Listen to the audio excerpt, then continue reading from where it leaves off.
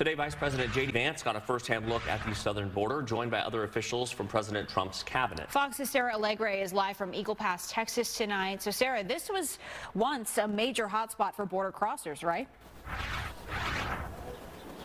Yeah, and Vice President JD Vance was able to experience firsthand the drastic difference that we're seeing from now and looking all the way back to 2023. I mean, there was a time where I'm at here at Shelby Park where there were thousands of migrants just waiting to be processed when Border Patrol was encountering at the time just around 3,000 to 4,000 migrants each day here in the Del Rio sector in the Eagle Pass area. Fast forward to just yesterday, the total number of migrant encounters was all the way down to 14, again, alone in the Del Rio sector. Now, Vice President Vance saying a little bit earlier today when confronted by media in a press conference, he said the U.S. doesn't need any kind of new laws. He said it just needed a new president.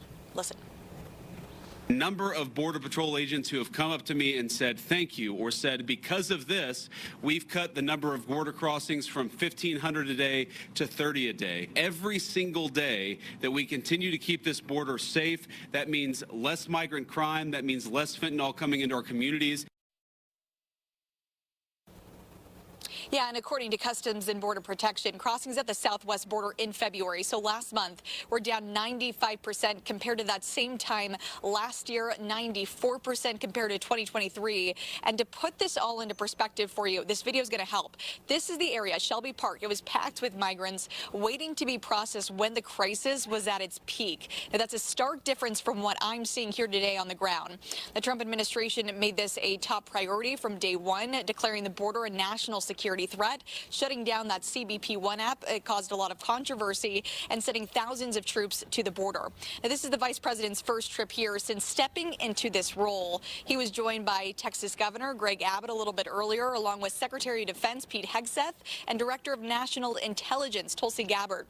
The group toured a federal immigration facility here in Eagle Pass. Hegseth and Gabbard also speaking today after the vice president. Now, they say border security is national security and said millions of illegal border crossings are unvetted and thousands have ISIS ties.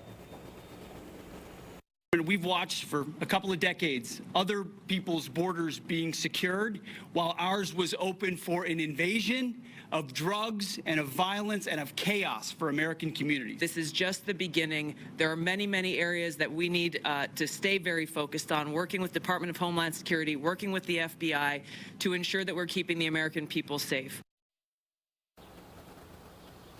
And Vice President JD Vance also declared today that he is considering labeling some different organizations as terrorist organizations, and this comes shortly after they did so with cartels right at the beginning of their administration. In Eagle Pass, Sarah Alegre, Fox 10 News.